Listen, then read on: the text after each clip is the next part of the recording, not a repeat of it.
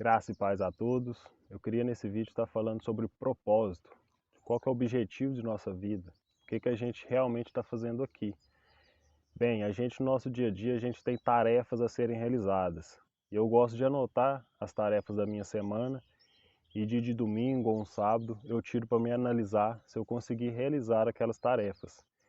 E Deus, Ele nos designou algumas tarefas, algumas funções para cada um de nós. Ou seja, Deus tem um objetivo para nossas vidas, algo que Ele deixou para a gente realizar. Eu queria levar vocês a refletir o quão terrível será a gente chegar em um dia onde terá terminado o prazo para a gente realizar essas tarefas que Deus designou para cada um de nós, se a gente não tiver conseguido realizá-las. Quão terrível será esse dia. Então a gente tem um tempo para realizar essas tarefas e a gente precisa realizá-las. Eu quero aqui nesse vídeo estar falando um pouquinho quais essas tarefas, o que nos impede de realizá-las. Um dos principais motivos da gente não realizar isso é o engano, ou seja, a gente não conhecer a verdade. E quem é que faz isso? O diabo. É ele que quer nos enganar. E a gente tem a natureza pecaminosa. Então o que o diabo faz? Ele nos diz que a nossa vontade é que é o importante. Então eu vou estar deixando aqui do lado algumas coisas que a gente coloca acima da vontade de Deus, ou seja, nossas próprias vontades. E o que acontece? Não está em jogo aqui, eu não quero discutir se essas coisas são lícitas, se isso é certo, se isso é errado. Não é isso. O que eu quero dizer é que essas coisas não podem estar acima do propósito, da vontade, dessas tarefas que a gente tem que realizar para Deus. A vontade de Deus é que todo homem seja salvo, mas a gente sabe que muitas pessoas não serão salvas. Então veja que as ações dos homens, elas podem definir qual que é o destino dele. Então não está só nas mãos de Deus, também está nas escolhas que nós fazemos. Então é importante sim a gente conhecer, a gente se aprofundar e ter total consciência do que é mentira, do que é falsidade, daquilo que é verdade de Deus. Então eu vou estar colocando aqui as principais tarefas, aquelas coisas que Deus designou para cada um de nós fazer. Bem, vocês deram uma olhadinha aí, eu deixei essas três questões aí que eu acho mais importante da gente realizar. Eu queria também estar falando, que eu não estou falando aqui de obras para salvação, eu estou falando de obras consequência da fé. Se você acredita verdadeiramente que Deus entregou o Filho dele para morrer numa cruz, para pagar os seus pecados, a gente tem que fazer obras, porque a fé sem obras ela é morta. Então vou estar começando a falar sobre o amar a Deus de todo o coração, com toda a tua alma, com todo o teu entendimento, com todas as suas forças. Isso está escrito em Marcos, capítulo 12, a partir do versículo 30. Então, como a gente amar a Deus? A gente precisa conhecê-lo. A gente não consegue amar a Deus se a gente não conhecer Ele. E como que Deus manifesta?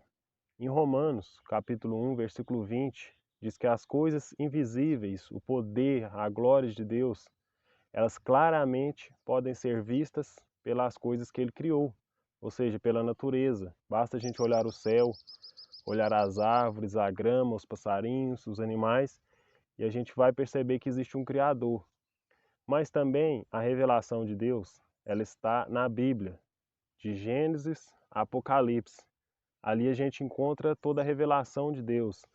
A vontade de Deus manifesta ali em histórias, em cartas escritas, nos evangelhos. Então, se a gente tiver uma completa compreensão, um completo entendimento da palavra de Deus, a gente vai conhecer Ele. Então é essencial conhecer o Senhor para a gente conseguir amá-lo. A segunda coisa que eu anotei aí é para a gente anunciar o Evangelho. Jesus deixou essa função, não foi apenas para os discípulos, isso é para todos. E a gente deve anunciar, tem que ter conhecimento do Evangelho e tem que ter amor. Só o conhecimento a gente torna pessoas arrogantes, pessoas presunçosas. É necessário também junto estar o amor. Se a gente tem o conhecimento do Evangelho e a gente tem amor pelas pessoas, se torna uma coisa natural a gente anunciar o Evangelho. Conhecimento por si só não basta, tem que ter amor. E o amor até supera. Muitas pessoas conseguem pregar o evangelho mais amando do que tendo conhecimento. Mas hoje a gente pode ter o conhecimento. Então o conhecimento serve para a gente ajudar as pessoas também, dar conselhos. Então se a gente pode ter as duas coisas, a gente deve andar com elas conciliadas. O amor e o conhecimento. Sempre amando e buscando cada dia mais o conhecimento. Começou uma chuvinha aqui, mas está fraquinha, vai dar para continuar gravando. A última coisa que eu escrevi aí é sobre santidade. E o que significa santidade? Significa ser separado. Separado desse mundo que não quer compromisso com o Senhor. E como ter santidade? Porque saber que é preciso a gente ser santo, a gente sabe. A maioria das pessoas, com pouco tempo de igreja, a gente já sabe. Sem santidade, ninguém verá o Senhor. Sede santo como eu sou santo. Mas a grande pergunta, a grande questão é como andar em santidade. E o que eu tenho para falar é para a gente não abrir mão de nada. Não abra mão do jejum, não abra mão da oração, não abra mão da palavra, não abra mão do conhecimento. Seja perseverante, porque é necessário perseverar. Há dias que a gente vai cair. É na primeira carta de João, João diz que eu escrevo essas coisas para que não pequeis. Mas se caso vocês pecarem, vocês têm um advogado. Então olha que coisa maravilhosa. Deus sabe da nossa fraqueza. Deus sabe da nossa fragilidade. Então não é para ser uma coisa pesada, que você vai ficar o tempo inteiro, eu tenho que estar firme, eu tenho que estar firme. Realmente tem.